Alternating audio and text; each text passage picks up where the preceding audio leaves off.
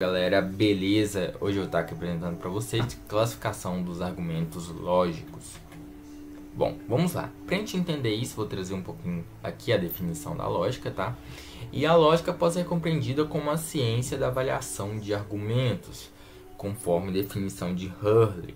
Essa definição, embora bem breve e limitada, já destaca um ponto central aqui na nossa aula de hoje: a importância do estudo dos argumentos na lógica.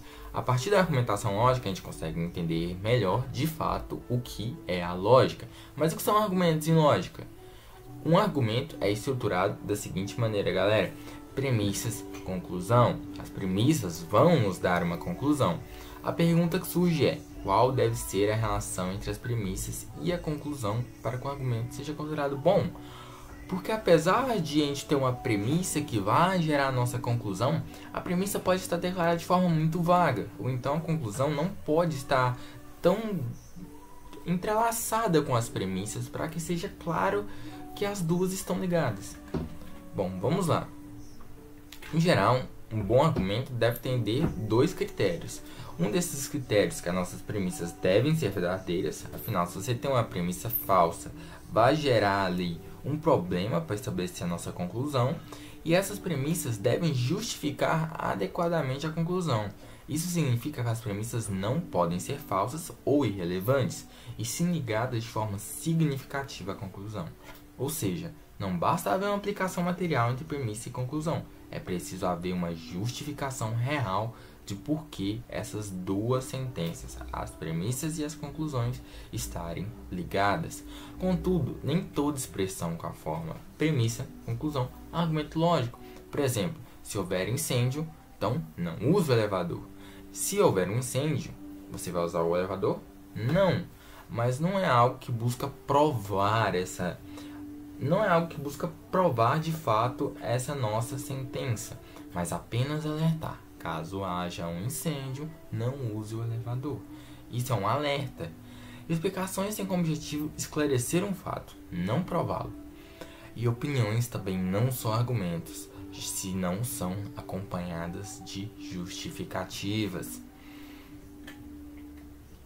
Quando uma passagem é um argumento? Uma passagem contém um argumento quando seu objetivo é provar algo, para que ela seja considerado um argumento lógico. Três condições para que de fato seja um argumento devem ser satisfeitas. A primeira: a passagem deve conter uma proposição que afirme algo. Você vai estar fazendo uma afirmação. Segundo, deve haver uma implicação lógica partindo dessa proposição. E 3, essa implicação deve nos dar uma conclusão. Se essas condições não forem atendidas, a passagem não é um argumento. Argumentos bons e corretos. Um argumento bom é aquele cujas premissas são verdadeiras e justificam a conclusão. Argumento correto é aquele cujas premissas justificam a conclusão, mesmo que elas não sejam necessariamente verdadeiras. Portanto, com isso, que eu acabei de dizer para vocês, a gente consegue tirar a conclusão. Todo argumento bom é também correto, mas nem todo argumento correto é necessariamente bom. Por exemplo, a gente tem algo que a gente sabe que está certo, mas nem por isso é bom para a gente. Isso aqui é o mesmo que se aplica. Tudo que é bom também é correto, mas nem tudo que é correto é bom. Exemplo 1. Aqui a gente está trazendo um argumento ruim. Quem tem dinheiro é feliz. Zé tem dinheiro, portanto, Zé é feliz. Você não consegue tirar uma conclusão específica, uma forte conclusão dessa sentença, porque nem sempre por ter dinheiro a pessoa é feliz. Logo, o argumento não é bom e não é correto, porque não tem um forte vínculo, não tem uma lógica por trás. Só pela pessoa ter dinheiro, ela ser feliz, não faz muito sentido. Exemplo 2. Vamos lá. Este livro trata de lógica. Lógica é importante. Portanto, Zé sabe lógica. Você não consegue definir se Zé realmente sabe lógica. As premissas têm: este livro trata de lógica. Lógica é importante. Todas essas duas são verdadeiras. Portanto, Zé sabe lógica, mas você não consegue justificar se Zé realmente sabe lógica. Por isso, não é correto. Exemplo 3, vamos trazer um argumento correto. O mal existe no mundo. Se o mal existe, então Deus não pode evitá-lo ou não quer evitá-lo. Bom, o mal existe no mundo? Isso é verdadeiro. Se o mal existe, então Deus não pode evitá-lo ou não quer evitá-lo. Isso já gera... Isso é verdadeiro. Porque se Deus não pode evitá-lo, é que Deus não é onipotente. Mas se Deus não quer evitá-lo, ele não é benevolente. Essa é a conclusão que a gente consegue tirar dessa premissa. Bom, Deus não é onipotente? Isso já abre outra discussão aqui pra gente, que já está mais ligado à teologia ou filosofia. Bom, este argumento é uma tautologia, ou seja, é logicamente válido em todas as interpretações, mas para ser correto é preciso ainda avaliar se as premissas justificam a conclusão. Diferença entre argumento tautológico e incorreto. Tautológico: não existe nenhuma interpretação em que as premissas sejam verdadeiras e a conclusão falsa. Bom, para ser tautológico, tudo que esteja ligado tem que ser verdadeiro.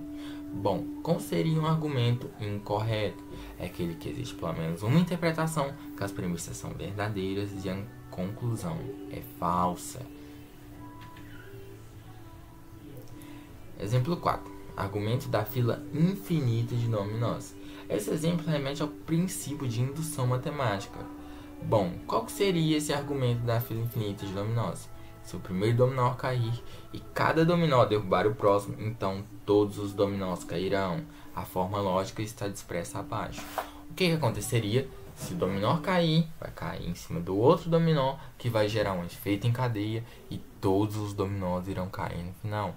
Apesar de parecer plausível, tem um grande debate atrás disso, que a premissa fala sobre um processo local e sequencial, vizinho a vizinho, enquanto a conclusão fala sobre um efeito global e infinito.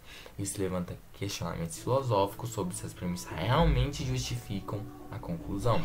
Por quê? Se o primeiro dominó cair, beleza, o dominó caiu e cada dominó derrubar o próximo. Tá bom, isso aqui é algo local, né? A gente consegue ver um dominó caindo e derrubando o outro, e assim sucessivamente. Mas você consegue definir que então todos os dominós cairão, já que isso vai englobar todos os dominós, e se tiver infinitos dominós, isso vai ocorrer um efeito global e infinito? Bom, isso aí já é outra discussão, mas aí a gente consegue definir se as premissas realmente justificam a conclusão, que a gente não consegue de fato concluir essa questão. Bom, agora a gente vai fazer aqui sobre os melhoramentos de argumentos. Como trouxe aquele argumento para vocês de todo rico é feliz, Zé tem dinheiro, portanto Zé é feliz, é um argumento fraco e incorreto, pois ser rico não garante a felicidade. Bom, vamos melhorar um pouco esse argumento. Todo rico é feliz, Zé tem dinheiro, Zé tem uma família que ama, portanto Zé é feliz. A gente colocou mais coisas, mais premissas, tornando o argumento mais forte, mas ainda não necessariamente correto.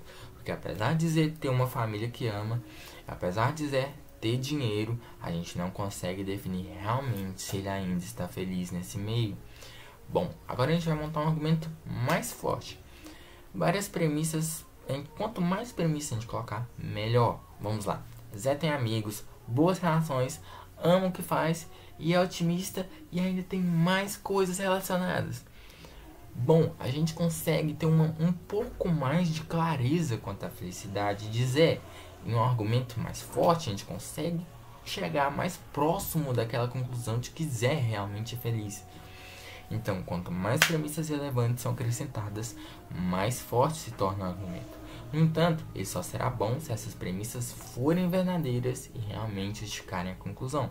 Porque apesar de Zé ter amigos, ele pode não ter boas relações, ele pode não amar o que faz, ele pode não ser otimista. Se essas premissas forem falsas, a gente não consegue estabelecer que Zé é feliz. A gente não consegue justificar a conclusão de que Zé é feliz. Agora, se todas forem verdadeiras, a gente consegue bater ali, martelar mesmo, quiser, conseguiu alcançar a felicidade. Bom, o argumento pode ser classificado como forte, fraco, e essa definição de forte seria quando os argumentos raramente chegassem naquela conclusão de falso, apesar das premissas serem verdadeiras. E um argumento fraco seria que ocorresse frequentemente esse fenômeno, né, das premissas serem verdadeiras e o resultado ser falso. A importância, bom, a importância de avaliar como forte e fraco seria para fazer uma classificação ali, né, de quão mais próximo você está no argumento correto ou quão mais distante você está, ou então de você chegar à conclusão se um argumento é ou não correto. Vamos aqui, eu trouxe alguns exemplos para vocês, por exemplo, dos 7, 6 e 5, em que foram os que a gente fez as melhorias. Que no argumento 7 a gente tem várias premissas, né? A gente consegue adicionar várias coisas em que aproxima mais o resultado da conclusão ser verdadeira, né? Na verdade não é uma aproximação, mas sim uma maior chance dela ser verdadeira, né? Diminuindo as chances dela ser falsa, tornando um argumento forte. Enquanto o argumento 6 ele é mais fraco do que o argumento 7, já que a gente não fez essa adição de premissas. Porque ele não necessariamente ainda é correto, né? O argumento 5 ele é fraco e incorreto, porque a gente tem uma simples proposição: todo rico é feliz. A gente também conclui que Zé tem dinheiro, né? Portanto, Zé é rico. E o que levaria à conclusão de que Zé é feliz, mas isso está incorreto. Não é só por Zé ter dinheiro que a gente consegue definir que ele é feliz. O que gera um argumento fraco, um argumento extremamente fraco. Bom, o argumento 4, que estou sendo exemplo como muito forte, já que a gente só discute, a gente só levanta esse questionamento se as premissas realmente vão justificar a conclusão. Não necessariamente esse argumento vai chegar em um resultado falso, já que ele é muito bem estabelecido e com certeza por estar muito bem estabelecido a gente consegue afirmar que ele é muito forte. E como os outros dois argumentos, argumento 1 e 2, trouxe eles também como fracos, assim como o argumento 5, que é o mesmo com o argumento 3. Opa!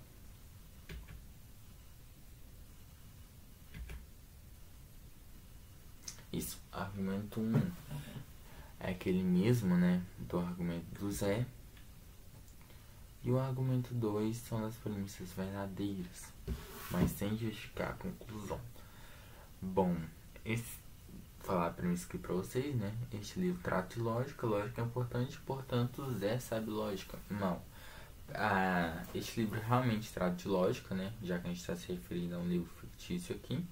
Lógica realmente é importante, as duas premissas são verdadeiras, portanto Zé sabe lógica. Esse portanto está levando a gente a uma conclusão, mas a gente não consegue justificar essa conclusão. A gente não consegue justificar que Zé realmente sabe lógica, o que torna o argumento não correto. O argumento 3, com o argumento correto, a gente também consegue definir que ele é correto, né? Nesse caso ele é correto. Seria um argumento muito forte em que não está incorreto, né? Então a gente não estaria fazendo essa classificação dele. Em que o argumento é: o mal existe no mundo. Se o mal existe, então Deus não pode evitá-lo ou não quer evitá-lo. A premissa aqui é que o mal existe no mundo, e a conclusão é que se o mal existe, então Deus não pode evitá-lo ou não quer evitá-lo. Em que leva a gente à conclusão de que Deus não é onipotente ou não é benevolente. Isso é uma discussão para outras disciplinas, né, para outras áreas de ciência e de estudos, como a teologia, a filosofia, mas em que é um argumento bastante válido, em que gera essa discussão para a gente aí, né. Bom, como último exemplo para vocês, eu trouxe um paradoxo lógico, do colecionador e uns índios, em que para representar para vocês que nem tudo pode ser representado por 1 ou 0, né? 1 e 0, sim ou não, 880, em que o argumento é: um colecionador de borboletas é capturado por índios canibais. O chefe da tribo conhecedor da lógica faz a seguinte proposta: se sua afirmação for falsa, será comido vivo. Ao contrário, né? Se sua afirmação for falsa, será cozido depois devorado. Se verdadeira, será comido vivo. O colecionador, que não é bobo nem nada, né, já percebeu uma certa dificuldade na resposta dessa questão e faz a seguinte afirmação: então, eu serei cozido no caldeirão. Se essa premissa for declarada como falsa, ele tem que ser cozido e depois devorado. Porém, se ele for cozido e depois devorado, ela seria verdadeira, o que faria com que ele fosse comido vivo. Porém, se ele fosse comido vivo, ela seria falsa, o que gera essa ambiguidade, né?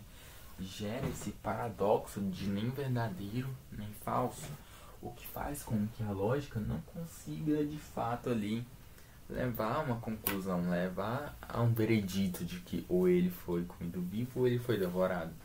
No final dessa história, a gente vê que o colecionador é solto pelos canibais por essa esperteza na resposta, né? Bom, esse aqui foi um exemplo de paradoxo para vocês. Nessa aula aqui de classificação dos argumentos lógicos, a gente viu desde o conceito, né, até a estrutura que ele leva, que é premissas que vão gerar uma conclusão. Como é formado um bom argumento, esses dois critérios, que as premissas devem ser verdadeiras e devem justificar a conclusão. Também mostramos que os avisos, explicações e opiniões não são considerados como argumentos, apesar de terem essa estrutura de premissa e conclusão. Bom, vimos quando uma passagem é considerada um argumento. Bons e corretos, fizemos essa diferenciação. A diferença entre tautológico e incorreto, em que o tautológico não tem interpretação em que as premissas sejam verdadeiras e a conclusão falsa. Resumindo, sempre vai ser um argumento correto e bom, não necessariamente bom, mas correto, né? E o incorreto é que tem pelo menos uma interpretação em que as premissas são verdadeiras e a conclusão é falsa. Aqui eu trouxe mais um exemplo para vocês, né, da fila infinita de dominós. Fizemos a melhoria daquele primeiro argumento e logo depois fizemos a classificação dos argumentos não corretos, né, classificando entre forte e fraco. O paradoxo que eu acabei de apresentar. E bom, a aula de hoje foi isso. Muito obrigado pela atenção. Até mais. Falou!